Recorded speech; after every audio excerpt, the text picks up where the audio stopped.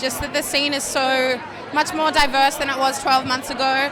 There's artists like Mojo Juju who are here and nominated tonight. It's a really special time because we're learning to appreciate artists who have voices that are different from what's considered the norm. I think that's great because I can benefit from that. My favourite thing about the industry over the last 12 months has been the sense of community actually around, particularly all my POC, all the people of colour coming out and supporting one another and just kind of seeing everybody rise up. It's really nice.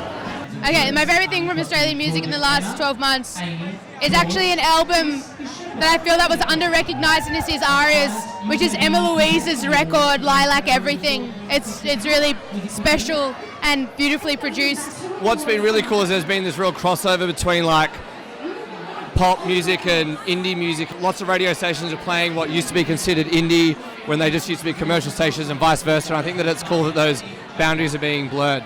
I think there's been so many great artists releasing music, ballpark music with their album, and Holly Rankin releasing her album, Sugar Mountain, Jack River.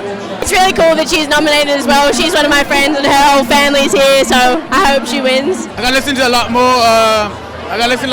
like rock, a lot more indie punk rock music, so that was really good. I listened to a lot of Skeggs and Dune Rats and stuff, so getting my Shaka on and stuff.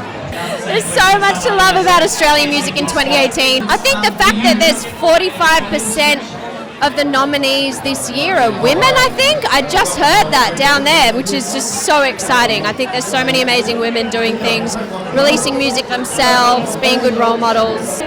I love that there's more of a diversity happening, so there's more transgender, everyone's coming out and shining, and it's really beautiful to see them shining as themselves and not as a replica of anyone else. Discovering new artists. Often I just kind of like go into a little bubble and just like don't immerse myself, but this year I've really like just been listening to new artists. There's this new band called Odette.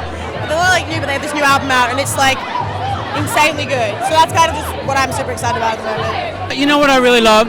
And I know Baker Boy was already on the scene, but we're seeing a lot more Indigenous artists coming through, and they just have so much talent in that pool of that community, and I'm really, really excited for the future to see more women and more people of colour and more Indigenous people. I've loved how many females are just killing it. Like Australian females, Amy Shark, like Sia, Jack River, like it's amazing. I'm just so stoked to be a part of it.